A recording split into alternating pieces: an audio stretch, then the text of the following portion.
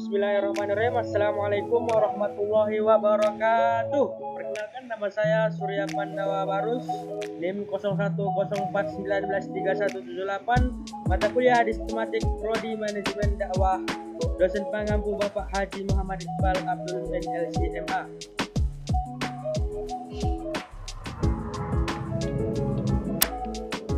Hadis tematik. Salah satu objek kajian yang terpenting dalam hadis Nabi adalah al-iman atau kepercayaan dengan berbagai aspek kandungan di dalamnya. Korelasi antara iman dan kehidupan bersifat inheren dan integral yang tidak dapat dipisahkan satu sama lain. Paradigma ini menyimpulkan bahwa keimanan seseorang muslim tercermin dan dapat diukur dari aktivitas sosialnya sehari-hari. Pribadi yang beriman bukanlah individu yang menjaga jarak dengan lingkungan sosialnya atau tidak peka terhadap lingkungan sekitarnya di mana dia berdomisili. Berikut uraian aspek sebagai realitas iman dalam kehidupan sosial berdasarkan teks hadis Nabi SAW. 1. Takwa dan pergaulan yang baik. 2. Berkata baik atau diam. 3. Hadis tentang kuat dan uraiannya. 4. Keutamaan malu. 5. Larangan berbuat zalim. Takwa dan perbuatan baik. An Abi Dzarrin Jundab bin Junadah wa Abi Abdurrahman Muadz bin Jabal radhiyallahu anhuma an Rasulillah sallallahu alaihi wasallam qala ittaqillaha haitsuma kunta atbi'is sayyi'ata alhasanata tamhuha wa khaliqin nasa bi khuluqin hasanin. Rawahu Tirmidzi.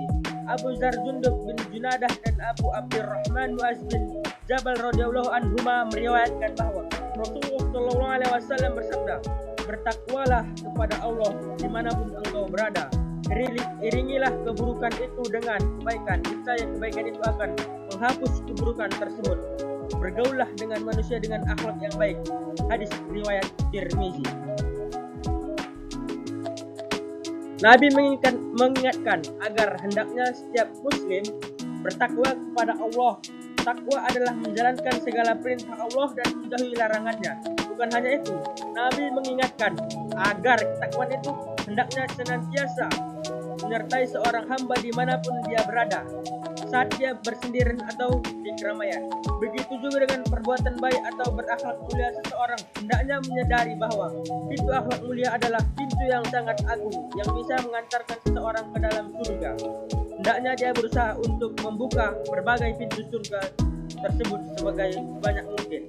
Dia membukanya melalui pintu zikir, dengan salat dan puasa, dengan berbakti kepada orang tua, dan dengan berakhlak mulia. Berkata baik atau diam. Dari Abu Hurairah bahwa Rasulullah SAW bersabda, "Man kana yu'minu billahi wal yaumil akhir falyakul khairan aw liyasmut."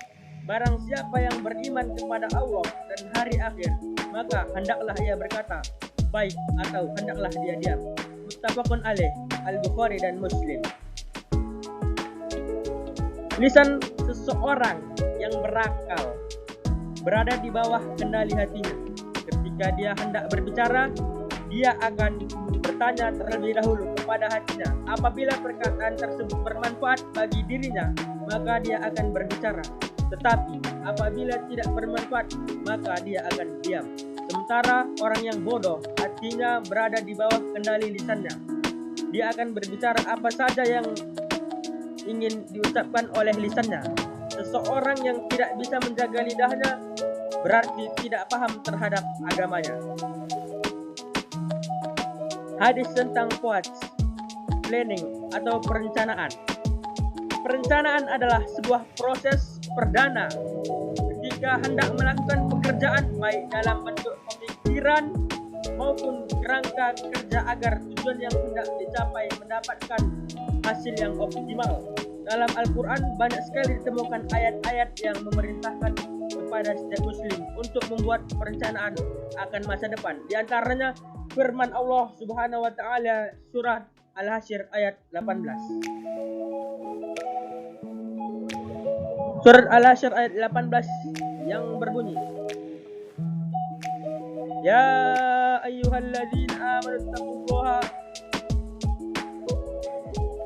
Dalam surah Al-Hasyr ayat 18 yang berbunyi, ya ayyuhalladzina amanu taqullaha wal tanzur nafsum ma qaddamat lighad wattaqullaha innallaha khabirum bima ta'malun. Yang artinya, wahai orang-orang yang beriman, bertakwalah kepada Allah dan hendaklah tiap-tiap diri memperhatikan apa yang telah Dia persiapkan untuk hari esok, dan bertakwalah kepada Allah, sesungguhnya Allah Maha tahu terhadap apa yang kamu kerjakan. Ayat ini memberi pesan kepada orang-orang beriman untuk memikirkan masa depan yang dituangkan dalam konsep yang jelas dan sistematis. Ini disebut perencanaan atau planning. Perencanaan ini menjadi sangat penting karena berfungsi sebagai pengarah bagi kegiatan, target-target, dan hasilnya di masa depan sehingga apapun kegiatan yang dilakukan dapat berjalan dengan tertib. Pengorganisasian atau organizing. Organisasi adalah sistem kerjasama kelompok orang untuk mencapai tujuan bersama. Organisasi adalah proses memperkerjakan dua orang atau lebih untuk bekerja sama dalam cara terstruktur guna mencapai sasaran spesifik atau beberapa sasaran. Islam sangat memotivasi umatnya untuk bersatu dalam tidak terpecah belah, sebagaimana firman Allah dalam surah Al-Imran ayat 103 yang berbunyi, wa'tasimu bihablillahi jami'an wa la tafarraqu, yang artinya, dan berpegang teguhlah kamu sekalian kepada tali agama Allah dan janganlah kamu bercerai-berai. Islam sangat mendorong umatnya untuk melakukan segala sesuatu secara terorganisir, sebab suatu kebenaran yang tidak terorganisir akan mudah dikalahkan oleh kebatilan yang terorganisir. Organizing yang rapi dan kuat akan terwujud dengan adanya kesatuan dalam segala tindakan. Islam sangat memotivasi umatnya untuk bersatu dan tidak terpecah belah. Pelaksanaan atau actuating merupakan sebagai suatu pelaksanaan untuk menjalankan atau menggerakkan anggota dan mendorong yang tidak lain merupakan upaya mewujudkan rencana menjadi realisasi melalui berbagai pengarahan dan motivasi supaya anggota atau karyawan tersebut dapat melaksanakan kegiatan atau organisasi. Dalam Al-Quran banyak sekali ditemukan ayat-ayat yang memerintahkan kepada setiap muslim untuk pelaksanaan dalam bekerja. Surah At-Taubah ayat 105. Wa qul i'malu fasayarallahu 'amalukum wa rasuluhu wal mu'minun wa saturadduna ila 'alimil ghaibi was syahadah fayunabbi'ukum bima kuntum ta'malun. Yang artinya, dan katakanlah bekerjalah kamu maka Allah akan melihat pekerjaanmu. Begitu juga Rasulnya dan orang-orang mukmin, dan kamu akan dikembalikan kepada Allah yang mengetahui yang gaib dan yang nyata, lalu diberitakannya kepada kamu yang telah kamu kerjakan. Perencanaan dan perorganisasian yang baik kurang berarti bila tidak diikuti dengan pelaksanaan kerja. Untuk itu maka dibutuhkan kerja keras, kerja cerdas, dan kerja sama. Semua sumber daya manusia yang ada harus dioptimalkan untuk mencapai visi, misi, dan program kerja organisasi. Pelaksanaan kerja harus sejalan dengan rencana kerja yang telah disusun, kecuali memang ada hal-hal khusus sehingga perlu dilakukan penyesuaian. Setiap SDM harus bekerja sama sesuai dengan tugasnya, fungsi dan peran, keahlian dan kompetensi masing-masing SDM untuk mencapai visi, misi, dan program kerja organisasi yang telah ditetapkan. Pengawasan atau controlling, proses kegiatan pemantauan untuk memastikan bahwa hal yang dipantau tercapai sesuai rencana dan mengoreksi penyimpangan yang signifikan. Mengenai fungsi pengawasan, Allah Subhanahu wa taala berfirman di dalam Al-Qur'an surah Asy-Syura ayat 6 sebagai berikut.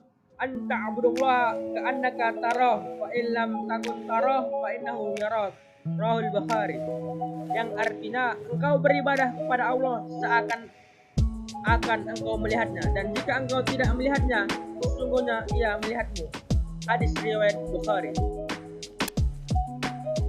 Berdasarkan penjelasan ayat dan definisi di atas, maka hakikat controlling atau pengawasan dalam Islam mempunyai karakteristik antara lain pengawasan bersifat material dan spiritual. Monitoring bukan hanya manajer, tetapi juga Allah Subhanahu wa taala menggunakan metode yang manusiawi yang menjunjung martabat manusia dalam konteks organisasi. Ar-riqabah atau pengawasan merupakan kewajiban yang terus-menerus harus dilaksanakan karena pengawasan merupakan pengecekan dalam planning dalam organisasi untuk menghindari kegagalan atau akibat yang lebih buruk. Keutamaan malu. Dalam suatu hadis Rasulullah SAW pernah menyebut bahwa malu adalah sebagian dari iman. Artinya, malu merupakan salah satu budi pekerti yang dituntut oleh Islam untuk dimiliki oleh setiap pemeluknya. Rasulullah SAW bersabda dalam sebuah hadisnya yang diriwayatkan oleh Al-Hakim, ia berkata, "Al-haya'u minal iman wa najimu fa idza arafa'u kuma warafa'ul akhar."